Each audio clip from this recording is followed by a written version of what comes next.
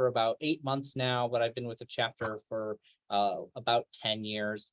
I am a macro licensed social worker. I did my MSW from the University of Michigan School of Social Work in Policy and Evaluation. And we are so excited to have you all here tonight. I know that this is not the most fun topic to talk about, but it is a real critical topic for, I know, all of us who are in the field, who have, many of us, very significant student debt that we are either unsure how to deal with. And we know that there is a lot of complicated rules around public student loan forgiveness. It seems to be constantly changing these days. So we are very excited to have our partners from SAVI here. I just want to give a little background about some of the work that NASW has been doing around public student loan forgiveness, as well as just student loan forgiveness across the board. So NASW has been advocating for many years about wiping out student debt, as well as until that point comes, extensions and better equipped public student loan forgiveness programs in our states and nationally.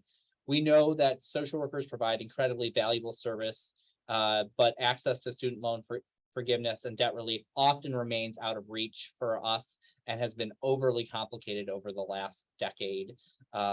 Even after attaining our bachelor's and master's degree, many of our professionals remain locked out of remain trapped in the perpetual student loan debt cycle. And I join you all in that, unfortunately. Average in the United States for a master's level graduate is between $68,000 and $76,000 for social workers. And we note that that even is higher for our social workers of color, with around $92,000 for our Black social workers and $79,000 for our Hispanic social workers.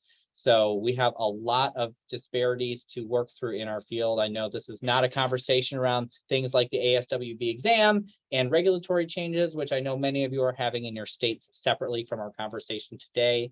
But we want to have this be a real functional conversation around how can we best manage our student loans after graduation? What is student loan forgiveness? What are these policies and things that are going on nationally? How can we all fit into that mold? And SAVI is a really great student partner with us. So I would like to welcome our guest speaker today, Ian Coon, who is the Senior Communications Manager at SAVI. He'll tell you a little bit more about what SAVI does. I'll drop a couple of other helpful links into the chat today. Please feel to type in any of your questions throughout the session into the chat box. At the end, should we have time, you can raise your hand using the emoji feature or the reaction feature, and I will call on folks. We ask you to stay muted if you can during the rest of the session. But with that, I will turn it over to Ian. Great. Yeah, thanks for wonderfully teeing that up and getting us set up for success for today's webinar. We have a lot to cover in such a short amount of time, right? Because student debt is such a huge and pressing issue for so many people in the country. So thanks for, like I said, tuning in and tackling together a not very fun topic. We're going to go through a little bit more of an introduction here of SAVI as a company. We'll talk a lot about federal student loan debt and the student loan debt ecosystem. I like to say, the more that we know, the better we know, and the better we can act. So getting a little bit of that, behind the scenes look behind the curtain of what in the world is going on with this student loan debt. We'll talk more timely as well about the pandemic related relief and some of those changing policies. It does feel like it's always moving and shifting. And so being based in Washington, D.C. is super helpful for SAVI to have that connection kind of on the insider sphere here of what's always going on. And then, as we have time, of course, being able to do kind of a demo so you can see, the live view here of what the SAVI tool is and how that resource is able to, tangibly help you file the paperwork, get your estimates, understand what in the world is going on with your unique situation. It's a custom calculator and custom tool there. There is, it looks like, just a chat. So, definitely would love any thoughts you have throughout this, put those in the chat to be able to assist each other and ask clarifying questions as we go through this all as well. But without further ado, I want to share a little bit more about SAVI as a company in case you've not been familiar with us before. We're a public benefit corporation. I've been around for over 5 years, founded by student loan borrowers and experts to help fellow student loan borrowers that maybe are not experts, as I like to say. Y'all have full-time jobs that are, much more important than having to deal with your debt. That is not your full-time role, is having to understand what's going on there. That is ours. So with that being said, our team has, decades of experience working in policy organizations, launching nonprofits, working on campaigns, testifying to Congress, working with the White House, all on student loan debt policy. And that's how we became so familiar with how, really kind of backwards and frankly, messed up the system is the federal student loans.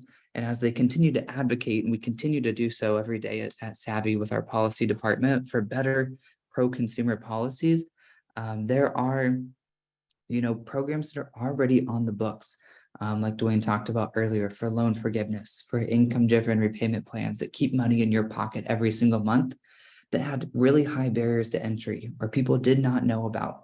And so that's what we focused on doing, and still do every single day, is helping, thousands of people access those new programs that have been on the books, but are often, kind of challenging to do on your own.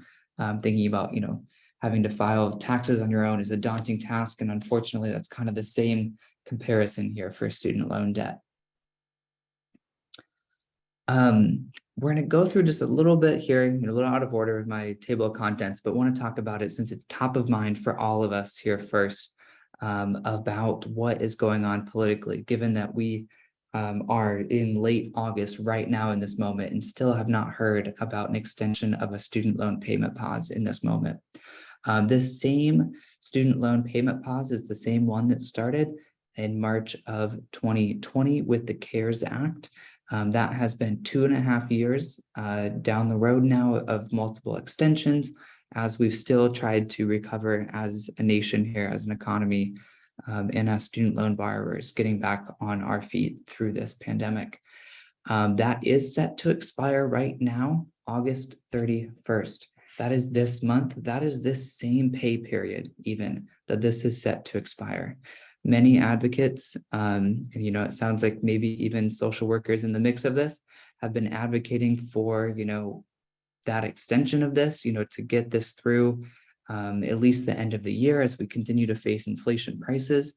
But we do not know yet what that will be. We're hearing rumors that will be extended around town, but we have no official word yet. So I don't want to speculate too much. As soon as we know, you will know when you make your SAVI account, right? Anyone with a SAVI account will know within the hour of this being announced that it is, a real extension, for example, if that were to happen. But otherwise, we will have to start planning for that repayment starting September 1st, but are crossing our fingers for at least one more week here. The great news about this, even though that did seem a little daunting, is that the past 2.5 years of the payment pause so far, and whatever months continue to go forward if that happens, every month that you have worked in public service and had student loans during this federal payment pause has counted toward loan forgiveness, counted toward that progress of public service loan forgiveness that we'll talk about in a second, right? Of needing 120 months, commonly referred to as 10 years, toward that full forgiveness. And I share this because if you have been making payments on your loans throughout the pandemic pause at any point, you do not need to, and can call and request from your servicer that those be refunded back to you. You can get that refund, get that money back. And that is, maybe can technically think about that as money on the, large pile that will get forgiven when that happens for you. So you can count these months without having to make a payment. That is amazing, right? Whether we call it 30 months, 2.5 years, or 25% of the way through the program, that is a life-changing amount of progress toward loan forgiveness. Ian, can I just have you repeat that? So if folks paid anything during their student loans, during the pandemic, during this pause, they should request that money back because they're still, those payments or those months will still count towards their numbers. Yep. So as long as you're, a social worker, nonprofit employer, employed by the government, right, working towards that loan forgiveness program, you do not need to be paying or have paid during the payment pause that we are in. That's fabulous news. Yeah. So as you think of that 2.5 years of loan payments that are just going to be, handed back to you, for example, or added onto that large pile of forgiveness, that is life-changing amount of money for sure. Switching gears a little bit here about federal student loan servicers. These servicers, just to kind of share a little bit more of what they are. If you think about, yourself as the borrower and the Department of Education who owns and issues those loans, that's what makes them federal. Squarely between you sits a student loan servicer. That is a private, often for-profit company that does the management, collection of payments, handles all the paperwork, runs, call centers and that kind of work for the student loan debt itself. These are names that are familiar to you, maybe Navient, Advantage, Nelnet, Granite State, Ed Financial, FedLoan, Mohila. There's about 10 of them in total.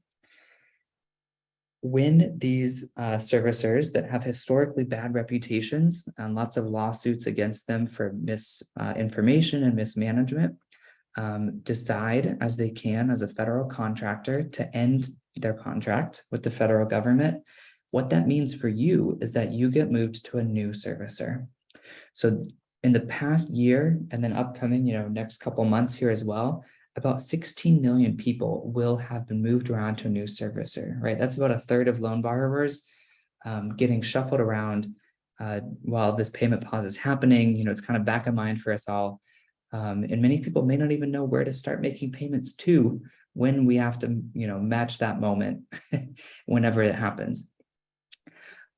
So if you had Navient federal loans, that's about 5 million people. Any Navient federal loan has been handed over to Advantage. Any Granite State people will have gone to Ed Financial. It's about 1 million people there. That happened last fall. And FedLoan, our notorious public service loan forgiveness manager, has handed most of their accounts over to Mohila and to Advantage as well.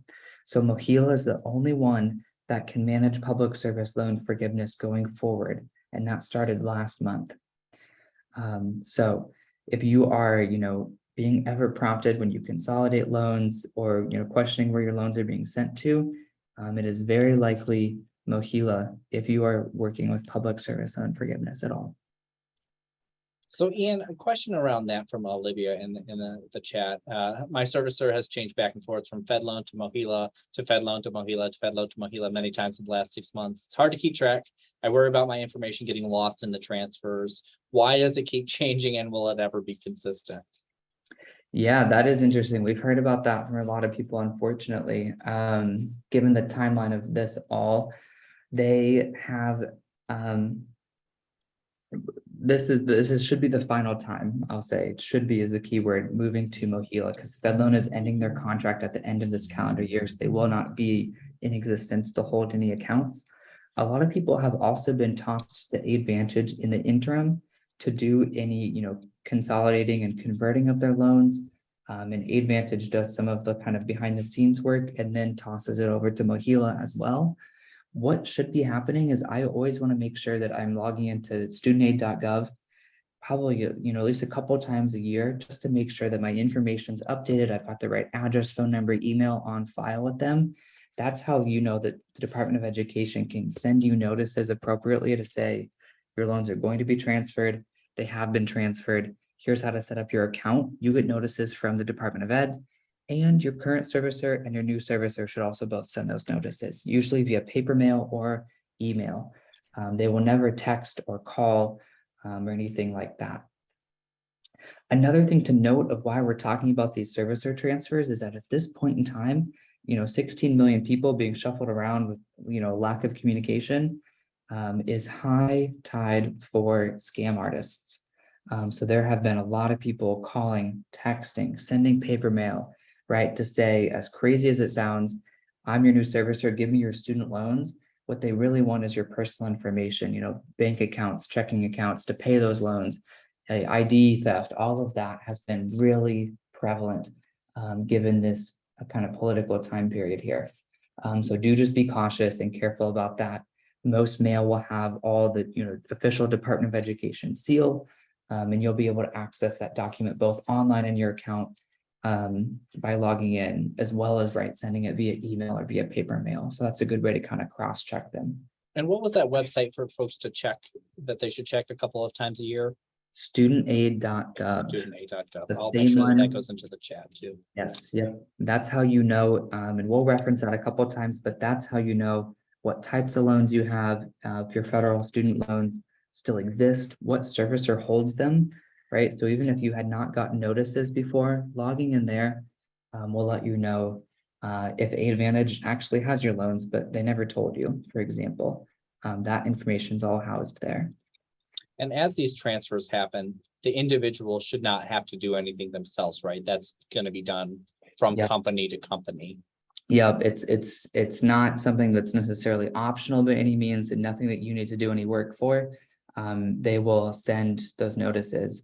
I also like to tell people that I personally always download my monthly, statements when we had to pay those loans, just to always have that progress, right? Of saying, this is the loan amount, this is the interest, this is my payment, and having that if we ever need to come back and dispute something, for example, you have it on file, because those documents do not get transferred as well.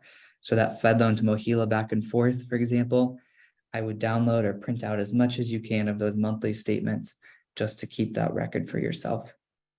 Yeah, great. And I will say I'm highly disappointed when you said if somebody calls me and said they're going to take my student loan debt, that I should not respond to them. But it's probably good advice. For people to say, I want to hear your student loans. No one wants that. That's no one in their sound mind. Somebody does somewhere, right? Yep.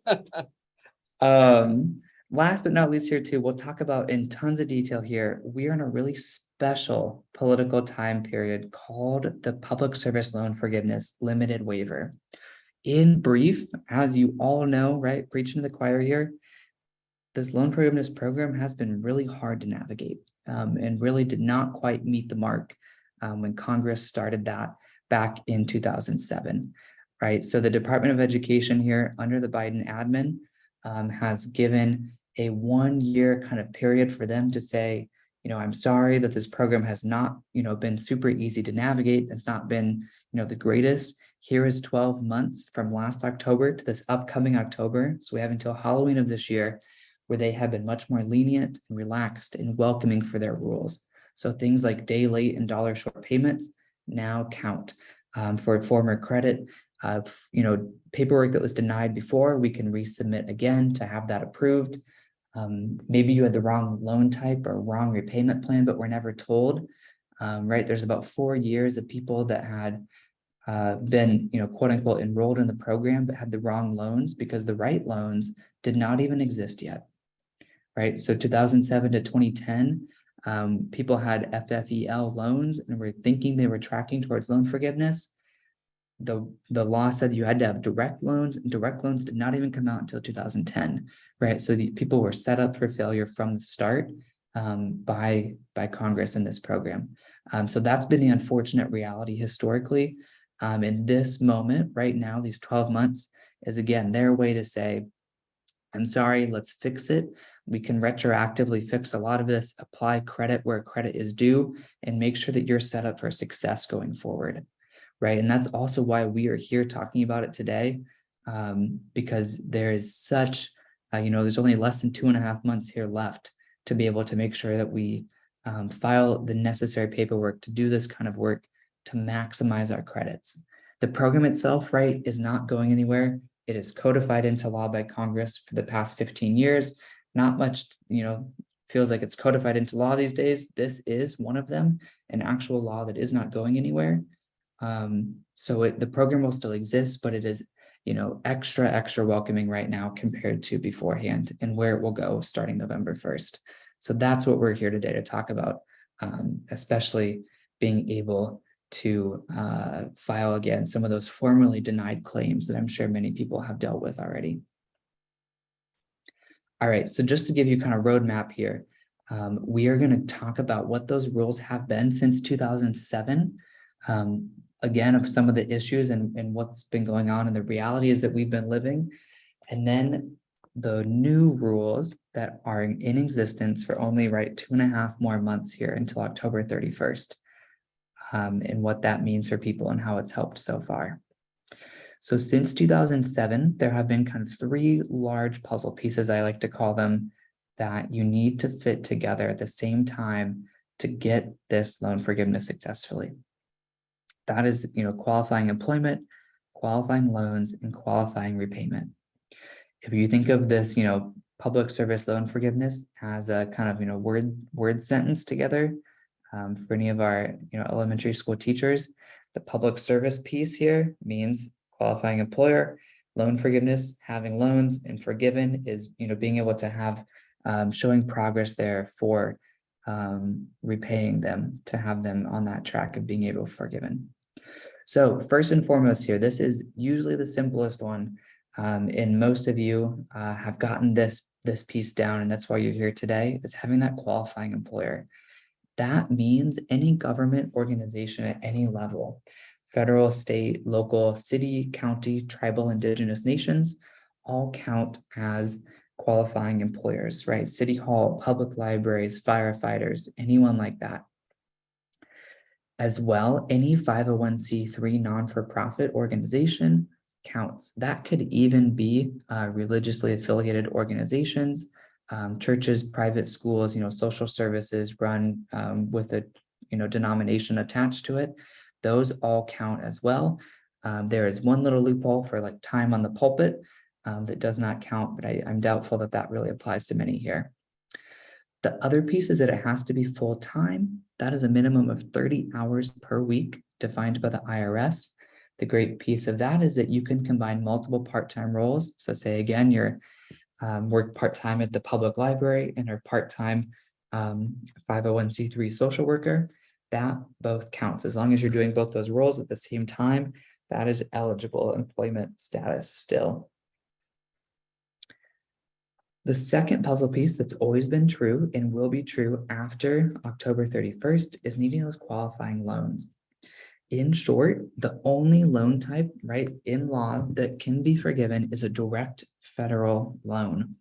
You'll be able to know if you have a direct federal loan by logging into studentaid.gov, by checking your servicer's website as well, or by syncing your loans with SAVI, and I'll show you how that works later on. But it will say direct subsidized, direct unsubsidized, DL consolidated, parent plus.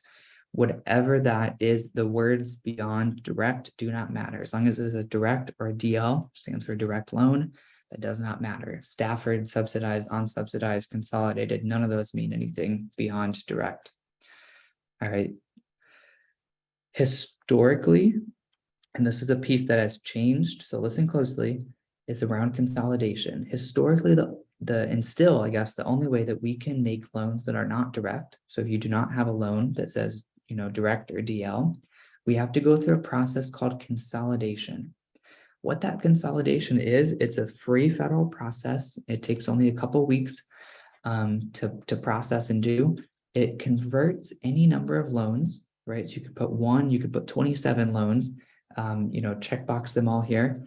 And when it consolidates them, it combines, the balances, the interest rates, payments, all of that, and spits out one new loan.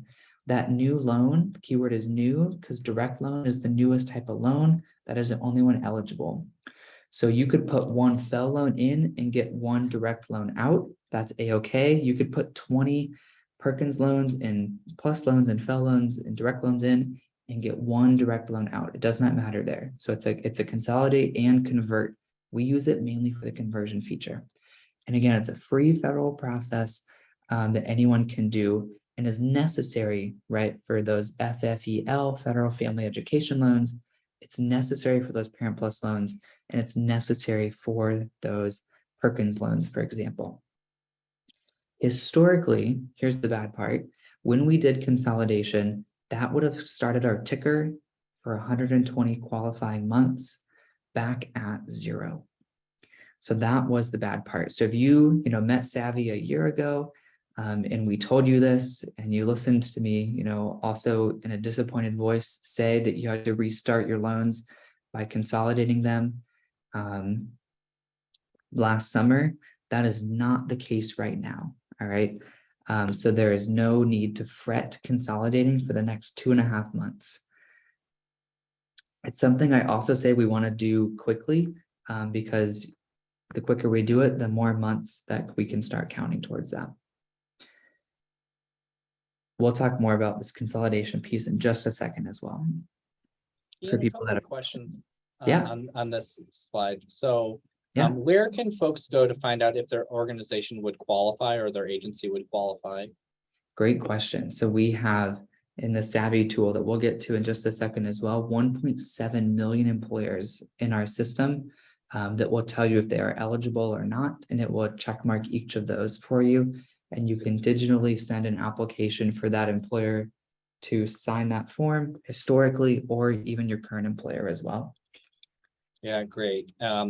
And then from Heather, if I had a loan that faithfully paid since 2001, went to apply for loan forgiveness because she worked for a community mental health and was told because it was a private company, it wasn't eligible. Is there anything I can do? And it sounds like if you think you may be at an organization that qualifies, you could reapply.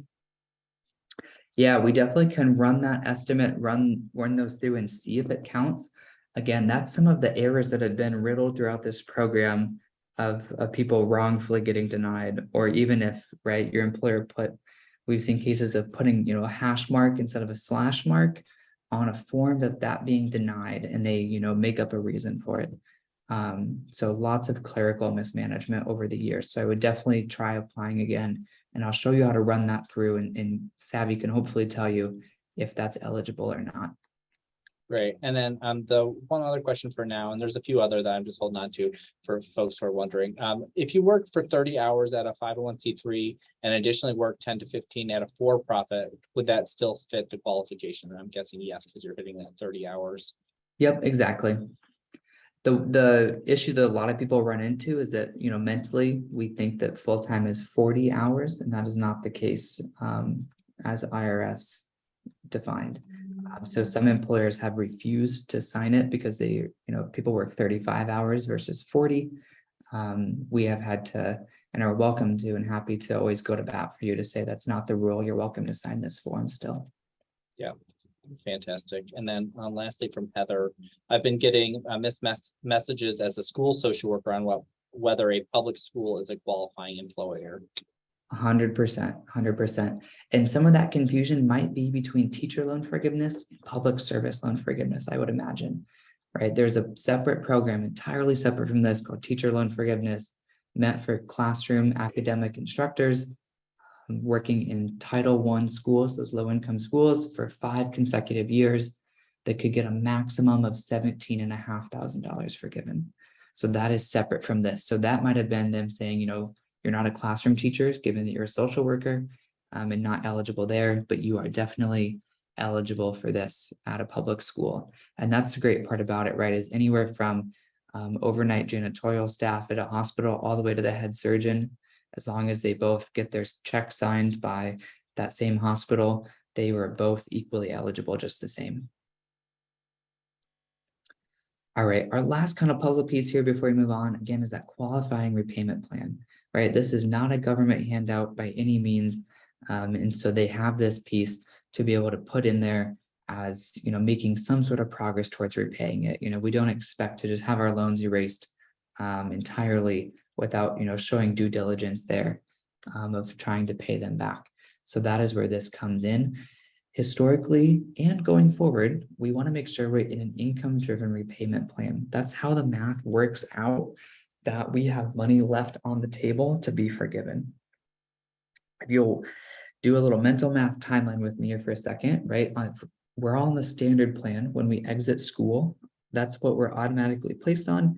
That plan has us paying off our loans after 10 years of payments.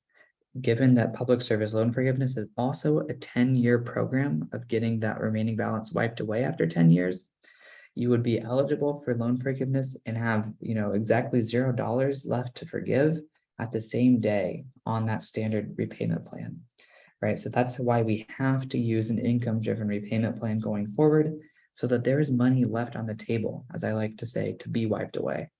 Those income-driven repayment plans stretch out the timeline for repayment to 20 or 25 years. And in doing so, they reduce that monthly payment requirement substantially for people and reduce that to only 10 to 20% of your income. Right, so just going to undergrad in Iowa myself, my student loan payment is equal to the amount I pay in rent in Washington, D.C. every month on a standard plan. That is not livable, doable by any means. An income-driven repayment plan brings that balance down to about $200 a month when it stretches the timeline out longer. And that's how there's, tens of thousands of dollars for people. We're talking about loan balances earlier. That's how there's money left to wipe away and be forgiven. And there is no tax liability, by the way, on that forgiveness. Also, historically, those payments always had to be on time and in full every single month. That was a tricky one for people. We talked about it a little bit earlier, right? But many people were in the wrong loans. Maybe the right loan, with air quotes, didn't even exist yet. People maybe were in the wrong payment plan. They were extended or graduated or standard plans, and that was the wrong plan. They weren't even told about it or warned, and they were denied for that reason. Maybe people, like we talked about, had those forms denied by their employer. The employer filled it out wrong. They'd not seen it before, having to do that on their own. People had payments that were lost, tossed back and forth between servicers that counted one month but not another.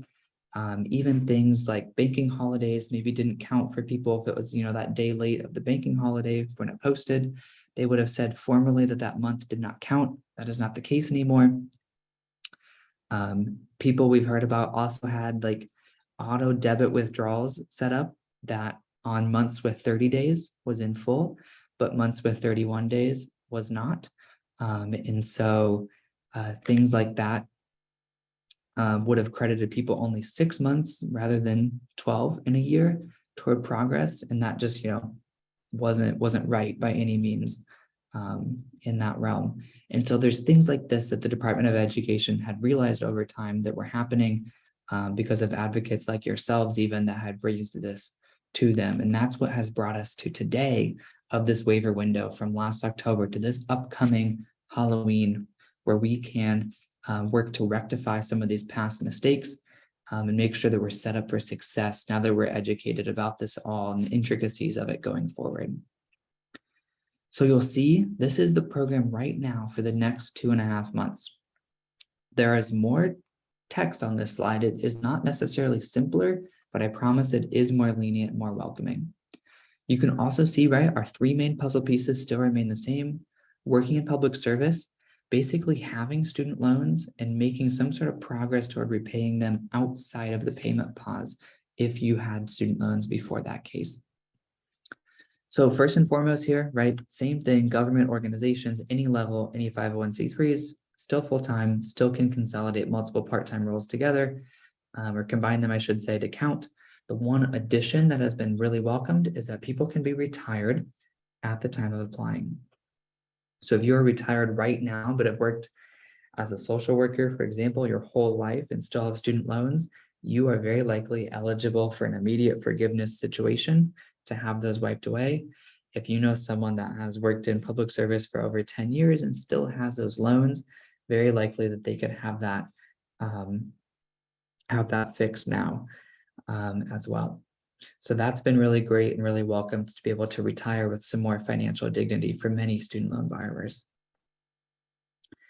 The second, puzzle piece here, these qualifying loans, this comes back into our needing direct loans conversation. Any loan can be consolidated and converted to become a direct loan, but right in doing so, before it would have wiped away our progress on working towards 120 months of public service. That is not the case anymore for FFEL loans and Perkins loans specifically. So those loans, say you had a Perkins or a FFEL loan from 2009, had been paying on that ever since, very likely, right, that we can consolidate that, turn it into a direct loan. It will have 12 years of progress, and that is an immediate forgiveness situation. The one loophole about this that has not been very welcoming is that Parent Plus loan borrowers were still excluded. So if you have a Parent Plus loan, you yourself took out a loan for your child to go to school, that is not included in this, and it would still have to restart that progress, right? It's still necessary to consolidate if you ever want it to be eligible to be forgiven, but it cannot take historical progress with it alone. Do we have any Parent Plus loan borrowers in the audience today? Raise your hands on the little feature here if we have that. Yeah, and there's been a few in the chat so far too. All right, great. There's one loophole that we will, I see all the hands, amazing. There is one loophole I'm going to go through and listen closely here. This has been confirmed by the Department of Education. It was something they did not think about when they wrote these rules. We found the hack and they have honored it in the past 10 months. When we consolidate, right, I talked about we could put one loan in to get one loan out. We could put 27 loans in to get one loan out.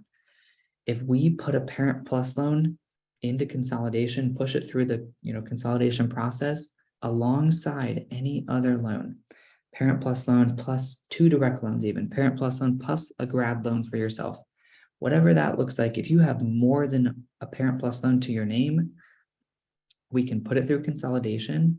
What it will do is combine the best of both worlds for all of those. So if you had that FFEL loan from 2009 and a Parent Plus loan from 3 years ago when your child went to school, combine those both together, that spits out one loan. That one loan is seen as 12 to 13 years of progress, and it will wipe them both away together. All right, so it kind of masks and hides that Parent Plus loan under any other loan that we would put through consolidation simultaneously. So Ian, there's been a couple of questions about, do Graduate Plus loans also qualify? Graduate Plus loans do qualify. They are technically direct loans, and if that is the only loan you have, does not need to be consolidated. Great. Yeah. And then from Sarah, if you make a lump sum payment beyond your monthly minimum, would this only count as one, or may it qualify as multiple payments? Great question. That only counts as one, right? So it's a 10-year minimum, basically, right? You can't just make a lump sum payment and work in public service for 2 years and call it good. They want to try and make sure people are doing that public work over time. Great. And then the last question for now from Christina. If nothing changes with loan forgiveness, do we have a sense of what the average or cap amount that is forgiven through the 10-year program? So there is no cap on how much that can be forgiven. A lot of this is based more on that personal debt to income ratio.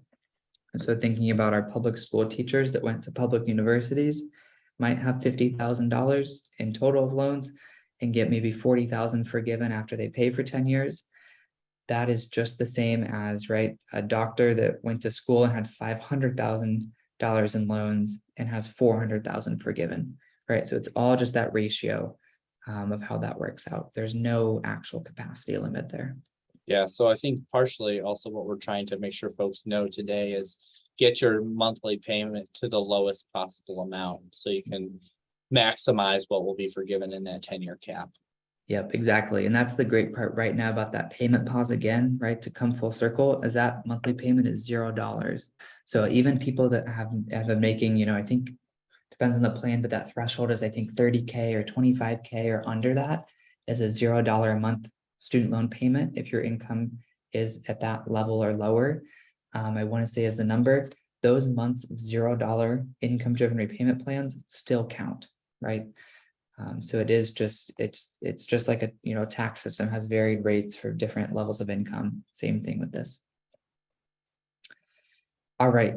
So that's a kind of our little Parent Plus hack. And that is something that we need to do for sure before October is this consolidation. This is a huge rule that has changed and been life-changing for people there to be able to get that taken care of. The last puzzle piece, again, this repayment plan. We need to be on income driven going forward, right? Again, that's only where the mental math works. But historically, since 2007, we can count any, as the rules themselves say, on time-ish and in full-ish payment. So really wonderful they gave us so many details, but as long as you had made some sort of effort to pay within that month time period, they have historically now counted that as progress. So if that's, had to wait 2 weeks until payday, to pay half of the amount, that is counting right now, to our knowledge, of a eligible month historically. As well, if you were on standard, graduated, extended graduated, any repayment plan historically, we also can count that. So if you made 5 years of standard plan payments because you didn't know you had options, that's a-okay. We can still count those 5 years as long as they were in public service. All right. So we can see this has had huge impacts. This number is old. It's closer to 200,000 right now. People have received forgiveness since last October.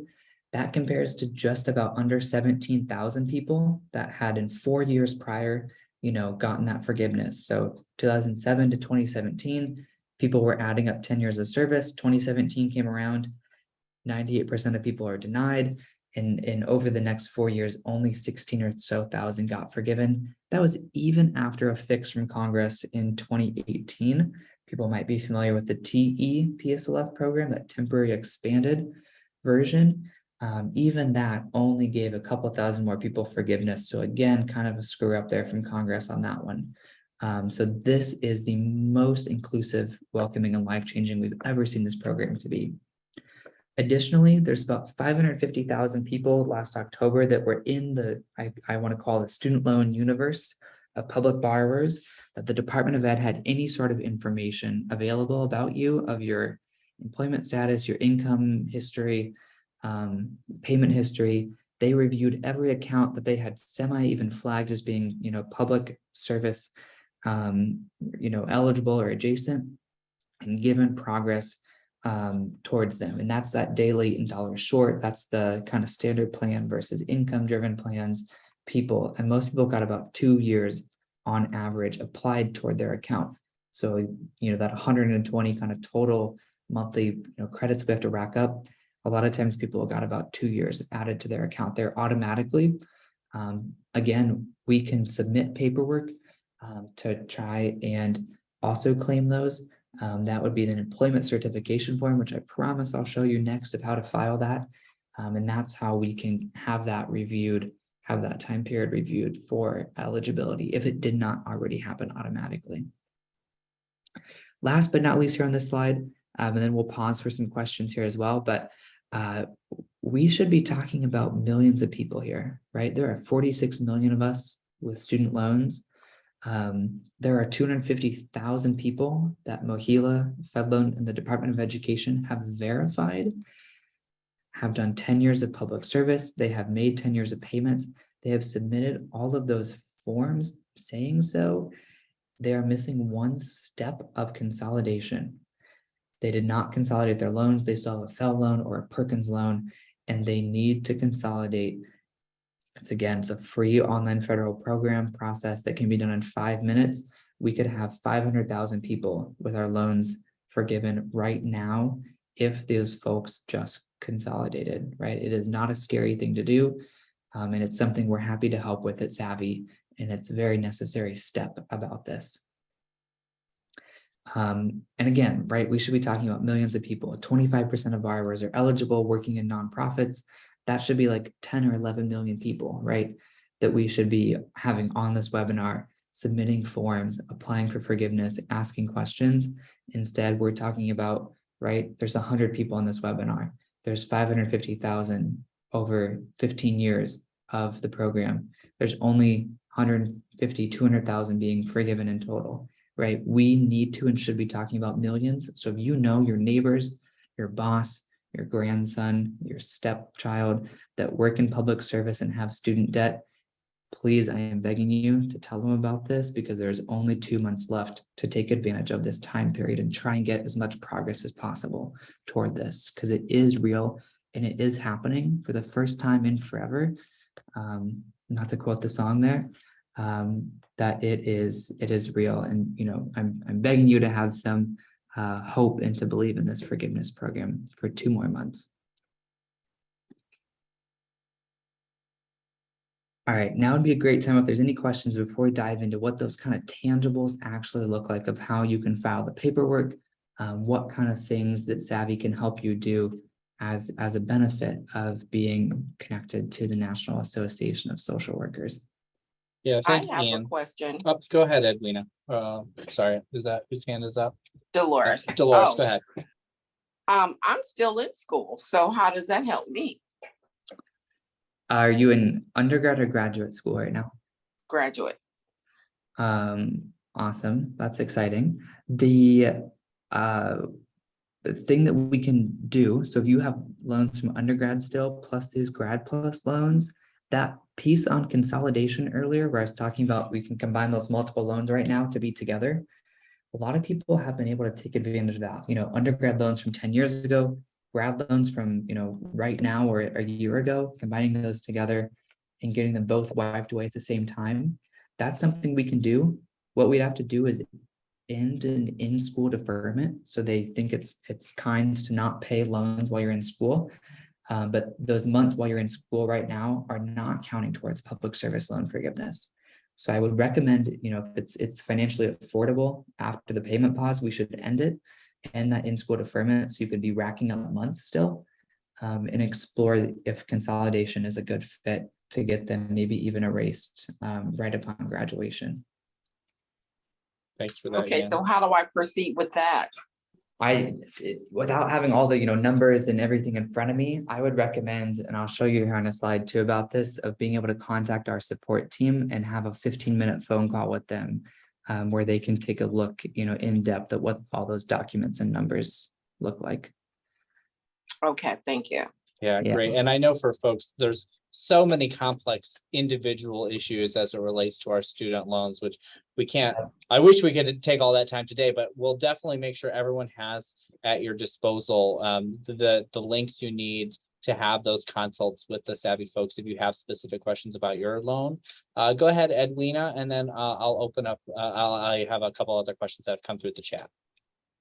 Yes, thank you so much. So the thing that I think I am really concerned about is with the nonprofit, I've operated for now 13 years, but I did not get paid.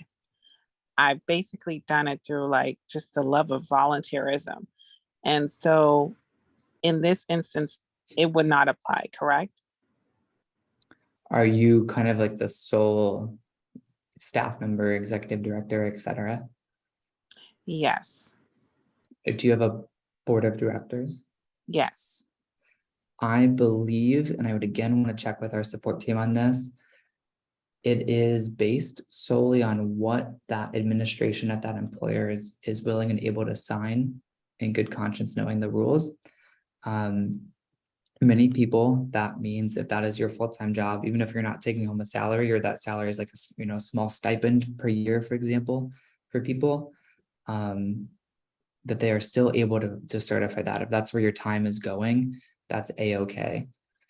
There's also a secondary option of being able to submit like W-2 forms for people that, for example, don't have a former employer that's still active. Maybe the business closed or the nonprofit closed since you've been there. That's also an option for people to note that we can do if there's not anyone able to sign that form. But I would imagine maybe one of those board members would be okay, hopefully, in signing that. I wouldn't self-sign it though, I don't think. Okay, thank you. Yeah. Great question. Yeah, and I think a lot of this is reaffirming just how unnecessarily complicated this was built when it was structured, right? Couple of questions that have come through. If I'm married, do they take in consideration my partner's income as well as any in terms of income driven? I'm assuming the answer is yes to that. Generally, yes. And now on our tool, there's a live little toggle feature where it will show you the estimate of that payment for filing single or married or joint or head of household, etc. But I usually tell people that it's best to do whatever you file on your taxes, you should probably do on your income forms as well, just to keep that all connected. Great. And then from Liz, what about contractors? I work as a contractor with a few 501c3 agencies that place social workers in public schools. So most of the time, contractors don't generally count. So if you're a 1099 employee or like a federal contractor, even that maybe is a private board working for a public entity, those generally do not count. It's usually just those W-2 employees putting full-time work toward that. Thank you for that clarification. What if I've worked in public service for 5 years now, but I've been in school, so I didn't have any payments due yet, but I've made some payments in the past? Would any of those 30 public student loan forgiveness credits count? So if you have been in school during the, in payment pause at any point or the entirety of it, those months unfortunately would not count. That was, we were talking earlier about that in-school deferment. So that time does not count if it is still an in-school deferment. But if you, for example, had, 2 years between undergrad and grad before you went back to school, those 2 years could count. They don't disappear or expire ever. And then, 2 years of grad school and then can start again. It may just take you 12 years instead of 10, for example, and that's okay. Gotcha. A lot And then of- okay. A lot of times too, example there, and not quite maybe a medical community here, but people right in residency where they're technically, in school or that grad school, for example, while working full-time still, you can always call again and request that you be taken out of that in-school deferment from your servicer so that those months can count. So if you're able to then, outside of the payment pause, if we have to start paying, make an undergrad and a grad program or pay for your loans while you're in residency, and can commit to that, then those months can count.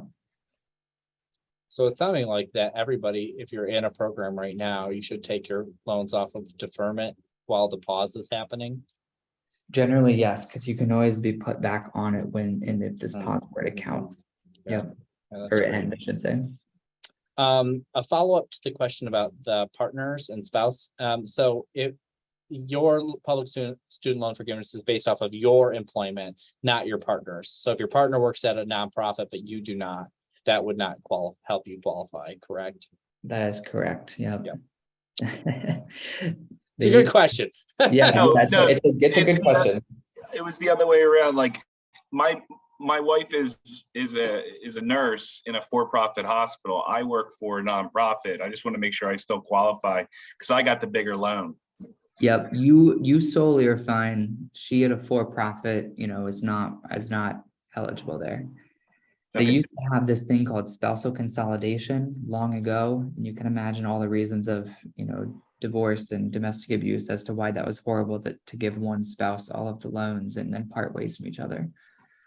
So that is why we can't combine those eligibilities anymore. Thanks for that clarification, Jason. Two other questions, and then we'll go to Jamie with your hand up. Any information on the lawsuit against Navient? I've heard that we as students with debt could benefit from that. Yeah, so given that Navient again had 5 million federal loans and about another million or so of their own private ones that they had pulled from predatory lenders like Sallie Mae and Wells Fargo, when that, whatever $40 million lawsuit gets distributed out, you might get $100 in 2 years. Right. So it's really and I'm annoyed working communications because they really hyped that up to be like the special amazing lawsuit. It's great that Navient kind of got what was coming for them from, doing wrong by consumers. But it's unfortunate I wouldn't, bank on much of that there. Their piece on cancellation, from my understanding as well, still is only for some of those like, really predatory loans or colleges that have closed, things like that. So it's very, very niche of a lawsuit to be able to benefit from. All right, well, I'll expect my $100 in a couple of years. Go out to a nice dinner. Yeah. All right, we'll go to the hands that are up. Jamie, you're first. Hi, thank you. I worked for a qualifying employer for about 4 years and then went to grad school, and then have been doing work toward the public student loan forgiveness employment qualification. Anyway, so I'm going to try and apply for the 4 years I did work for that qualifying employer. They were absorbed by another company. So when they're asking for the tax ID on the public student loan application, do I provide the new company that absorbed them or the old company I worked for that was on my W-2? That is a good question. I would say the old one, is what, Okay. that's my instinct. I would again want our team to check that, and I'll show you here on like, rather than having to fill this out on your own, what it looks like of our forms that are, digital, putting all your information, and they can digitally fill it in as well.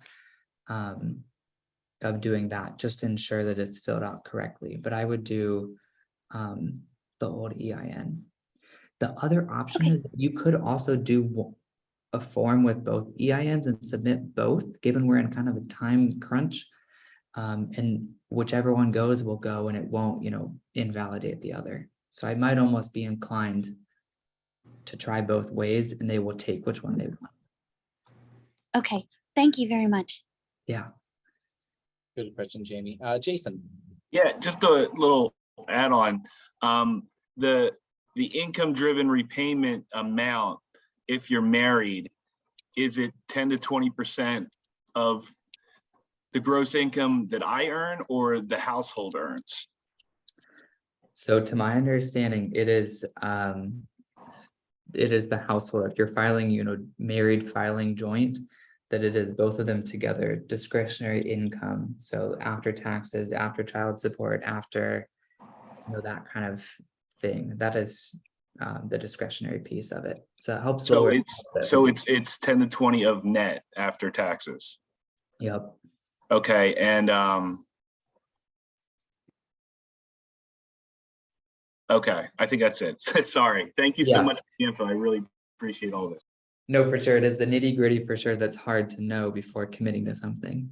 You also can always change that income driven plan at any point in time. We have to recertify it every 12 months. Like every 12 months, they want to say, hey, are you still making the same, higher or lower in that case? Yeah.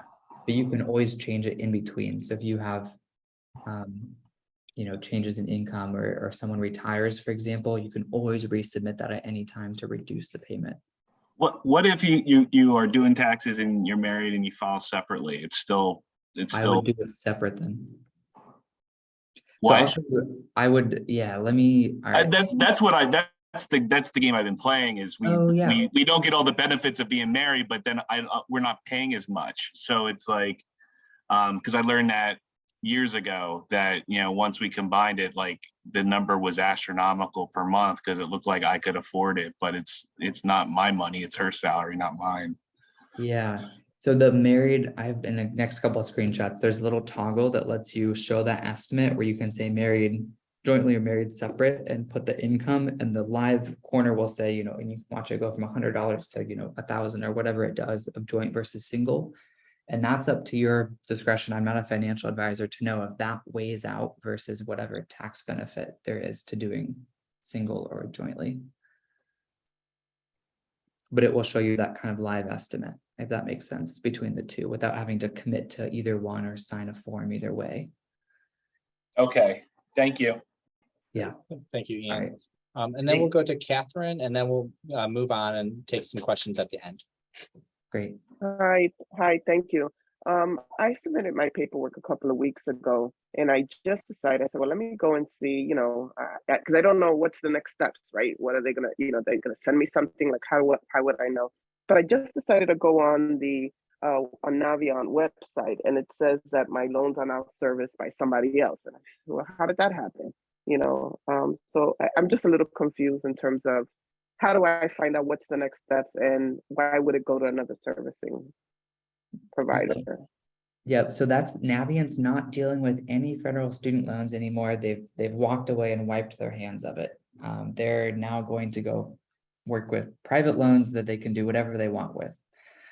So your federal loans have gone to AidVantage is what it's called. So you can go to AidVantage, and I'll welcome Dwayne to put that link in the chat for you there. But there is a button there that says, connect, start your account, connect from Navient, and you can put in that Navient ID, your login there, and it will just pull them up at AidVantage. So same loans, different website. Got it. Okay. And then And as far as finding out what's the status of the paperwork once you submit for the loan forgiveness? Yep. So did you submit them via fax or digitally? I did many ways because I don't trust any system at this point because there's so many people applying. Yep. Initially I did the the email. It was like an upload that you're supposed to or fax, but then I sent the original via mail. Okay, great. I was gonna recommend doing at least two options there to double check, because the printed ones often do get lost. So I'm glad you did it digitally. Usually it's taking right now, and again, Mohila has been able to do this much better from our experience than FedLoan has historically. It's still taking about a month or two for people to know what their status is. Your online account should reflect it sooner than you'll get a letter, right? If you get that letter in the mail or email, it'll probably come a week or two later than your online account. So not to, encourage bad habits of anxiety, but I would just often check that online account just to make sure. Okay, thank you. Yeah, Thanks, Catherine. And we will say, we'll have some more time for questions at the end, but I want to make sure Ian's able to get through his remaining slides. So we'll go ahead and keep going for now. yeah, thanks. And I think hopefully this will answer some of our questions too about the tangible next steps of this and how we apply for it and where it goes from here. So as part of being part of the NASW network, everyone has access to seeing a personalized repayment plan for them for free. So answering a couple questions, and we'll walk through those, and it will tell you what your best next steps are. Do you need to consolidate? Should you apply right now? What former employers do we need to certify to get those historical credits counted? Do we need to enroll in a plan going forward? It will have all of those answers for you there and next steps. You also, with your free SAVI account, get signed up for student loan monitoring. So that means that we will send you email communication when big things happen, like this waiver last fall. We let people know if the payment pause gets extended tomorrow or next week, we'll let you know. If it doesn't and you have to renew an income-driven plan, we'll tell you about how to do that, right? If the president were to cancel debt, we'd tell you how that affects you. If your servicer's transferred, we'll let you know. So all these things, right? Who knows on this green earth what will happen? And we'll be able to let you know that and how it applies to you. So you don't have to read headlines in the news about Navient settlements that aren't important, at least personally for you.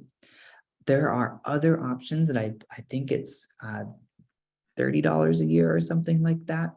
You can opt in to pay to have these forms all done digitally for you.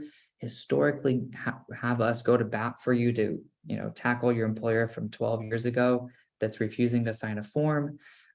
Being able to do all of these documents digitally and annually for you, and being able to access that kind of one-on-one support, scheduling those phone calls, etc. There's that, all of those features are part of, I think, a $30 a year plan as well.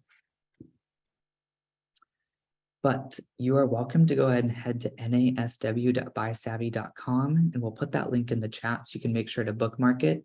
But that is where you can start there.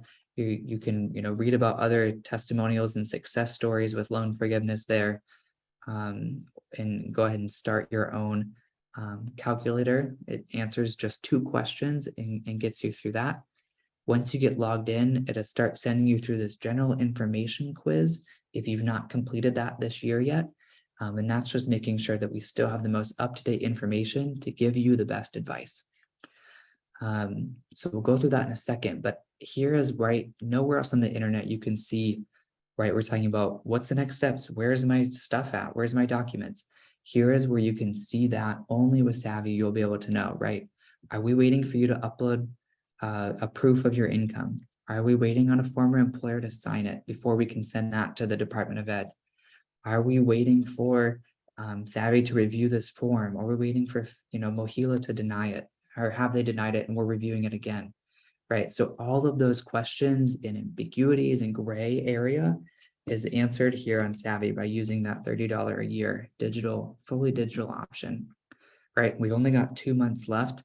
I would recommend doing this at least this year to make sure that we can get everything sent in this, just in the nick of time before the end of October. We also do webinars once a month. You're welcome to sign up for future webinars on the SAVI website. And you can always invite friends and family as well. Like, we know student loan debt runs in families, it runs in communities. This is a way to also share that love of student loan help with others. And we'll even reward you for doing so. So giving you 50% off that upgraded version, right? So rather than $30 a year to do all those great features and digital tools, it will be $15 a year just by sending 3 invites. It emails you a coupon code that you can use immediately. So they don't have to accept it. You have to wait for your spouse to remember their email password to log in or anything. It will be an immediate coupon code by just sending it to 3 people. So I would highly recommend of doing that personally to get $15 super quickly. This is where you could put that coupon code in, get on that great plan, and how you can do it digitally there. There is a free option, right? So everything I'm going to run through here is the free version. And actually at the end of it, filing the paper and doing that digitally, that's the piece that is that $15 or $30 a year cost. This is just that first slide, right? When we said general information, like complete the quiz, it goes through just a couple questions and everything's designed to help you here, right? We have no bias in doing anything but helping you in wanting to get the lowest monthly payment. We're not a servicer. We don't work for the federal government. We just want people to succeed here at the end of the day. Everything, like even how many dependents you have, every child dependent is $50 less per month on an income-driven repayment plan, right? So there are so many little, secrets kind of hidden in here. This is also earlier, I forget who was asking, maybe Jason, we were talking about the tax filing status, marital status here. This is where you could do married, filing single in, Nebraska, and it will tell you 261, or if you say married jointly and on the income screen next, put that and it goes up to 2,000, whatever it does, that's how you can know what those benefits are and weigh those yourself. So this will live update as you go through there to know that. Putting in, how much you pay, you can welcome to take a guess. I know we're not paying right now and many people maybe haven't even started paying.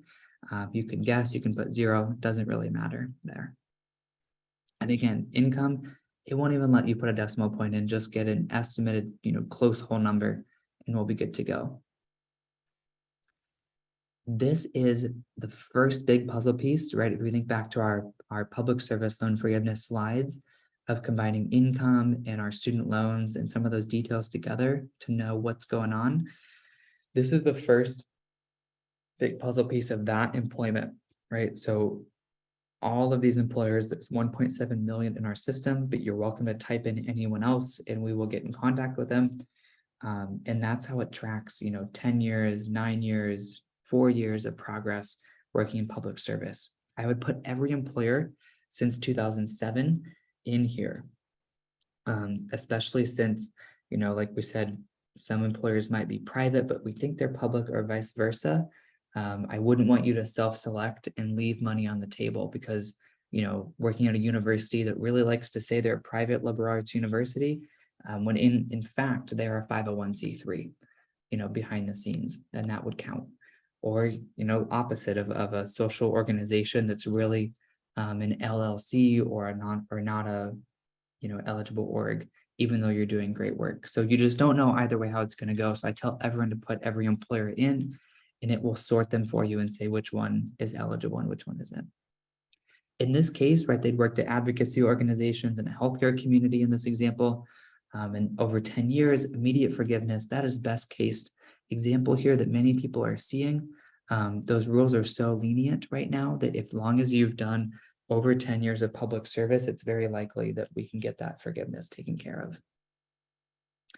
of. Many people will even see this, right, that it's so likely that we are going to guarantee it ourselves as SAVI to say, hey, thanks for filling this out. Worst case scenario, by completing the application and checking this all, we'll give you $100 if you don't save money from the federal government doing so. This is kind of our last puzzle piece here. You can see quick questions. They go really fast. We're 80% of the way done. This is where we add in our loans. So being able to see, this gives us just a read-only, view-only safe snapshot of your student loan debt. It doesn't send your loans to SAVI. It doesn't transfer them. We don't service loans. We don't want to. It's a pain in the butt, as you've heard. We're not going to do that. We just need to see that read-only snapshot. And that's how we can know What type of loan is it? How many payments have been made? Are they in an in-school deferment right now? What, has it been transferred around? All of these questions that we're, asking Q&A and trying to figure out ourselves, it will pull all the historical timeline puzzle pieces in together and do that for us. And that's how, it's able to confirm and say, yeah, you have direct loans, or you can have direct loans quickly on a FFEL loan, for example, and you've done 10 years. Let's file the paperwork, and we're going to do it now so that we can get that immediate forgiveness before October. That again could be what you see. You also could see something like this, right? In under 5 minutes here, it's taken so short to pull this all together. Couple years left to pay. We are reducing our monthly payment by $126 on that income-driven repayment plan. That's going to be $11,000 total left to pay. That's $68K less than it would be without doing loan forgiveness, and you'll still have $49,000 forgiven at the end of 3 years and 8 months. That's on a forgiveness plan, income-based, right? All the details here in one spot. Nowhere else on the internet do you see all of this without having to, guess, pull out the calculator, do some of your own math, knock on wood, any of that. On the free plan, if you were to hit continue, it would say, download this, send it here. And doing that, on the paid plan, we do it all for you, right? So it keeps it all digital. You would put in, if you have a verified employer, whatever, University of Pittsburgh, Association of Michigan Social Workers, whatever that, verified employer in our system is, it will have a pre-filled information here, right? So this one's sending it right to the hospital business office, and they just do it all digitally. It's taken care of, you're done. Even on others, you can put in that email, put in your former employer's email, your former boss's email. They get the digital PDF where they can say, yes, they worked here. Yes, it was full-time, signed, sealed, delivered, and move on as well. And that's where you can see the progress on that dashboard of what's all happened there. And of course, on that paid plan, you're able to, like I said, message our support team, get in contact with them. This is where you can ask and say, hey, I've got a really complex issue on consolidation or in-school deferments, or can my parent plus loans do this because of that? That's where you can ask them that, or ask to, hop on the phone for 15 minutes, and they're able to do so for that $15 or $30 a year. Or anyone can read over 100 Help Center articles that are written in a little bit, easier to understand language than the Department of Education's website. And those are available for free to everyone there. So I want to make sure you know where those resources are at in case you need some human intervention. Technology is as great as it can be, but sometimes we do need each other still. All right, I will toss it back over to you to do some more questions here, if anything we haven't answered yet on today's webinar. Before we get to questions, I just want to say thank you for putting this into regular people speak, and for SAVI for building this platform out, because this just makes me tired listening to you, and I'm sure I'm not the only one on here. So I really appreciate you being able to put this in a space that we can all understand it. And I do really want to encourage folks right now, whether you end up using SAVI or not.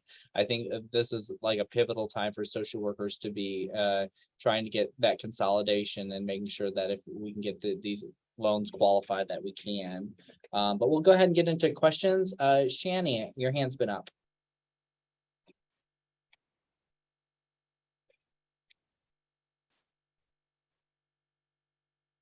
All right, you're still there, Shani Green? All right, well, we will come back. Feel free to put your hand back up if you are there. Keep putting some questions in the chat if folks have it. One question is, so what can be done about applying for PSLF for agencies that may be considered ineligible as not public service? Example, I work for an agency that serves children with disabilities. Sounds like public service, but may not be a 501c3. Is there anything folks can do? So right now, there is nothing to do with that. We are hearing rumors again. The Federal Department of Ed is going through a process called negotiated rulemaking.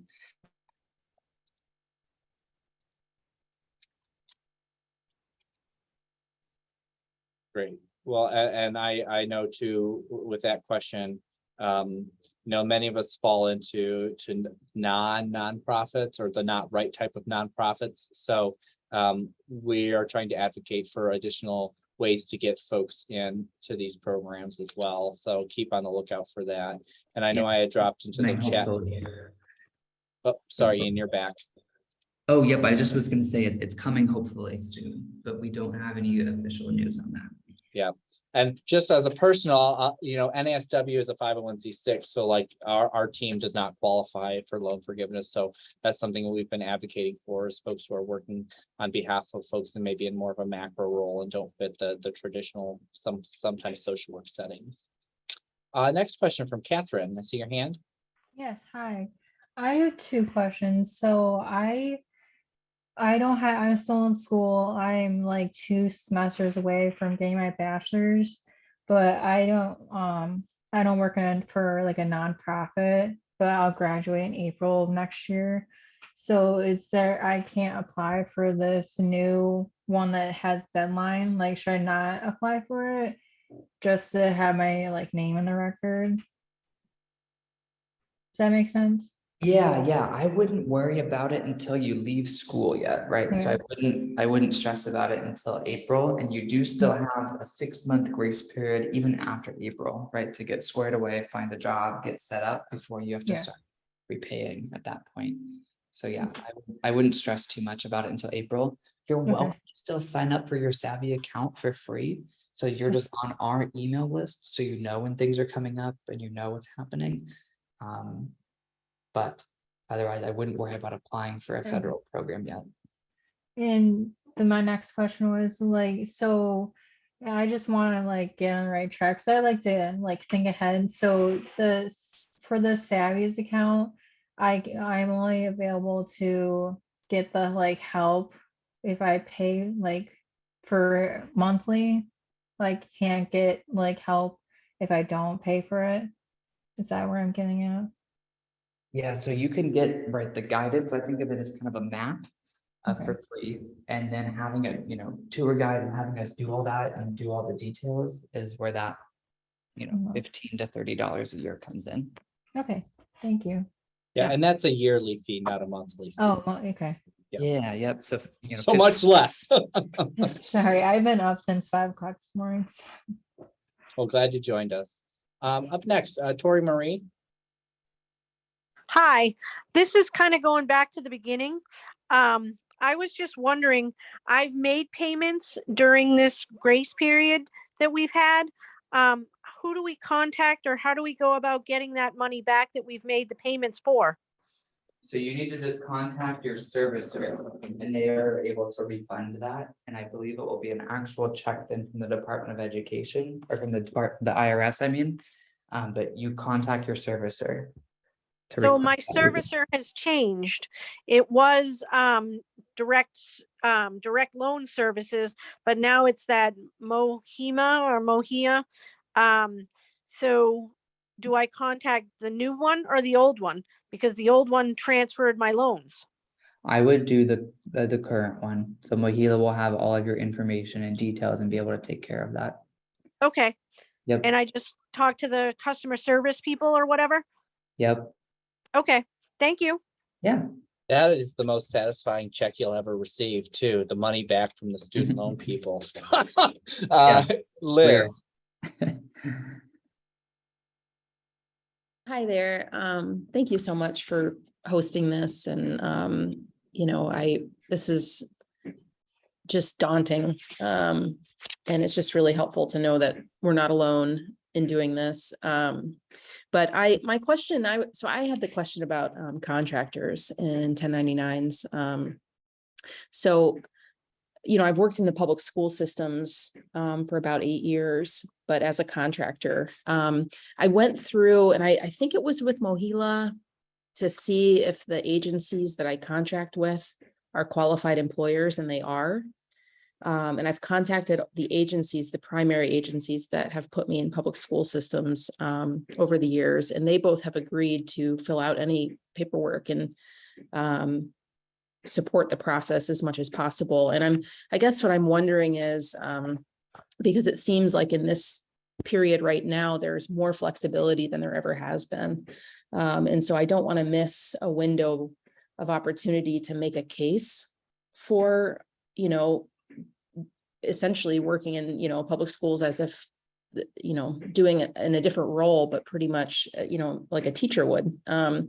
So I guess I'm wondering at what level this is like a really cut and dry process where it's like, check this box, or if there's an appealing board that like a letter would help, or supporting documentation from employers and that sort of thing, if we could build a case for loan forgiveness, or if this is a really, you know, a square peg goes in a square peg kind of process. So, and this might be, you know, one of those questions I need to just sign up for SAVI and sort of go through the nitty gritty of my unique situation. But, you know, before I jump in and try to create this case and gather evidence and that sort of thing, I'm wondering if it's even worth it. Yeah, that's a great question for sure. And I think that kind of combines a lot of some of the questions we've had here, is that, you know, again, in good conscience, I think someone, if they're willing to sign that, the worst as it happens is just says no and is declined. So you know, you're welcome to do that. By rule, I think, you know, contractors, if you're, you know, for example, with a temp agency, but being employed by, you know, AARP, or you're being placed in a nonprofit like that, those ones are a little bit more like hard to, you know, justify. But I know even people like with teacher loan forgiveness, which is a little different, as long as the principal is willing to say, right, like we are a Title I school and you've worked in the classroom for 5 years, and they sign that off, even if it's 4 years and 8 months instead of 5, like it's a-okay there. You know, not to say on a recorded line here, but it is all kind of up to whatever they're willing to sign, and we can see what happens. But otherwise, there's no kind of appeals process, there's no appeals board. The public service but private entities, a classic case is also like daycare workers doing childcare, but all basically entirely for profit, would be another one that comes up often. There's no appeals case for that yet. We're hoping to hear more rules coming forward of how to say, you know, I'm an ambulance worker, but it's a private, you know, contracted role, or, you know, whatever that is. But that doesn't exist yet. Great question though, Liz. Thank you. Okay, so we've got 2 more hands up, and then I've got 1 question in the chat, and then we will have to wrap up for today. We'll go to Olivia next. Oh, Olivia. Olivia, do you still have a question? Saw your hands down now.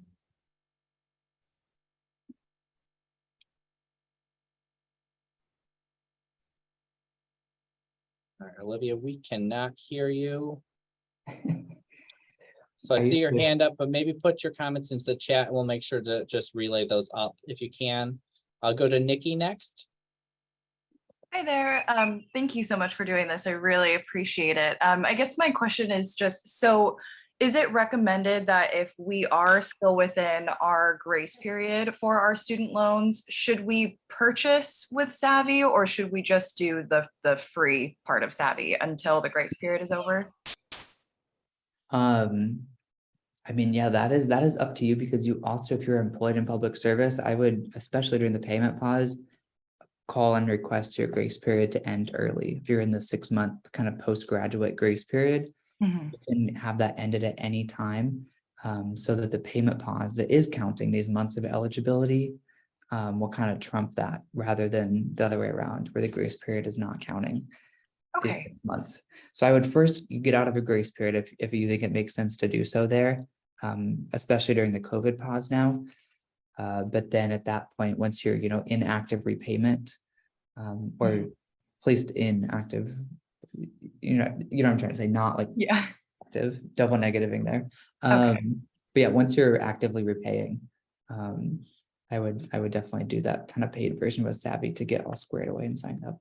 Okay, I guess just because I guess my circumstances are a little like complex and they don't really fit like square into the box or whatever. So I was kind of hoping to see if SAVI would just be able to, look at all my stuff and tell me yes or no, like I should get out of the grace period. I should, I guess like what to even do. I guess Yeah. that makes sense. So thank you.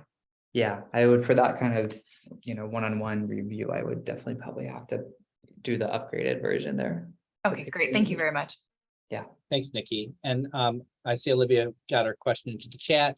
If I have a student loan under myself and a student loan under a parent plus loan, is it possible to consolidate all of these loans, which are mine, together, since I'll be the one paying all of them? If not, how do I report my dad's income for a repayment plan since he's retired?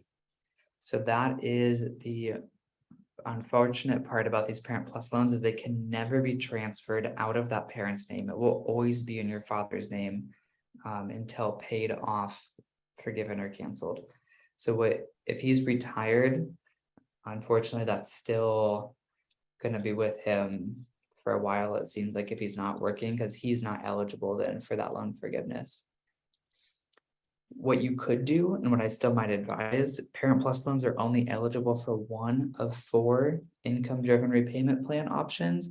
Still, consolidating that parent plus loan opens up more options for you, so that he could choose from maybe 4 income-driven options, where one of them might be better than just the only one he's offered on a parent plus loan at the moment. Great, thank you for that.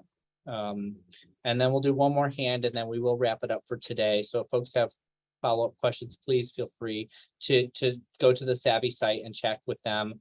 Like they said, they also are having monthly check-ins if you want to hop onto another call, but we'll go to 80 next, and then we'll wrap up. Hi, I kind of came in late. One of my questions was also if this recording would be sent out to us, or how can we go back to viewing this recording? And then my second question is, I'm starting my master's. I just got my bachelor's in May, and I'm starting my master's on Monday. So how would that work for me? Like, when should I start the process? Are you working during your master's as well as a full-time program? I'm not working right now. As a social worker, I'm not working because I did get the opportunity to be the social work graduate assistant. Yeah. So they're paying for my master's. So I'm not working right now. From the literally note here, I would probably wait until you're done with your master's then, right? Because that month, those months probably are not counting, unless that they, the university you're at wants to certify and count that grad assistantship as a full-time employee. I'm not sure how that financial of it works, or if they're just, $0 income, they're not paying you, but they're not charging you either. Like that's kind of the semantics there at university to figure out. So I do work for the state, but it's not in the social work field, but I am a full-time employee for the state. Oh, that would for sure count. States are government. So I would maybe look at exploring what it would be like to end that in-school deferment, so those months count and you can still rack up credits at the same time here. Okay. If again, financially doable, and sounds like maybe it is, if it's, not costing much for the masters at the moment. Okay. Thank you, Yeah, 80. that makes sense to kind of weigh those different paths of what the benefit is. Yeah, great. Thank you. And I can touch on just briefly, all the recordings for our student series are available on the National NASW site. I dropped that link into the chat box. It should be up probably within about a week or so. This recording will be up. So if folks want to listen again to certain pieces and have access to the slides that were shown today, please feel free to do that. Our next 3 series events are already up and registration is open and free. We hope you'll join us. Our September event is going to be on impacting the 2020 election and how students and professionals can empower their clients and voters in relation to our November elections. In October, we'll be talking about social work student leadership and organizing on campus. And then in November, we'll be talking on the movement towards paid social work internships and field placements. So we've got a really good slate of things coming this fall. I want to just thank you all for spending your evening with us, or some of you, maybe your afternoon if you're on the West Coast. It's been a really fabulous conversation. Ian, thank you and the team from SAVI for your wisdom around this, your guidance and your support for our folks in the field. We really appreciate you. And I want to thank you for your time here today as well. Yeah, thank you for having us and for giving us the space to share such important information. Excellent. Well, thanks, everybody. I hope you have a good rest of your night, and we'll see you next month. Bye, everyone.